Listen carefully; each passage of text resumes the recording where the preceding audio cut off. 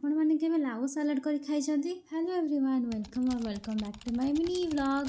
तो केमती अच्छा आपण मैंने? आई होप आपण मैंने समस्ते भल थे। सकाଳେ उठी आज यूजुअल मो काम सारिकी मु फ्रेश हो मोर ब्रेकफास्ट करने ब्रेकफास्ट मो थला दलिया उपमा और मुझे स्टाइल मार्ची कारण निज हेयर कट मुझे कर कहीं जानी मन कौन आसला मु सब सर्ट करदेली आ खरा दिन को सर्ट छुट्टी सब जगह मो फेस पड़ी मत इरिटेट ही लगुचे। तो डेरी न करी आज देखिए लाउ सालाड केमती बना। जल्दी बोल, कल सुबह पनवेल निकलना है। कहीं करेन्टली मोर लाउ ए बहुत फेवरेट अच्छे मुझे लाउ बहुत मात्रा खाऊँ। तो चलते बनवा।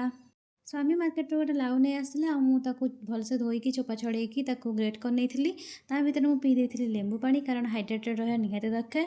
एमती भलसे ग्रेट करदेला मुझे जस्ट कड़े सोरिष तेल पकईकी किसी सोरिष फुटे देकी लाउ ग्रेट कर पकईली आते लुण पकईकी किसी समय भाजी ने कलर को इग्नोर करेंगे कारण आ पूर्व मुझे पोटल फ्राए करी से अरे अरे मुझे दही की जोर फेंटिली जो मुंड बुलेगा।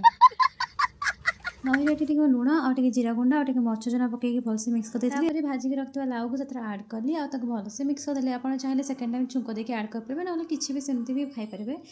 मुझे पोटल तरकारी कर आम दिज लंच कर खरार शो पड़ी उठला पर तो चाह कंपलसरी चाह बिना तो चेन नहीं। तापर मार्केट जाइलु तो आज ये मो भिडियो भल लगी लाइक शेयर और सब्सक्राइब करने को भूलें। हाँ गोटे थर लाउ सालाड ट्राए करूँ आ केमती लगे मत कमेंट कर निहाती जनइबे।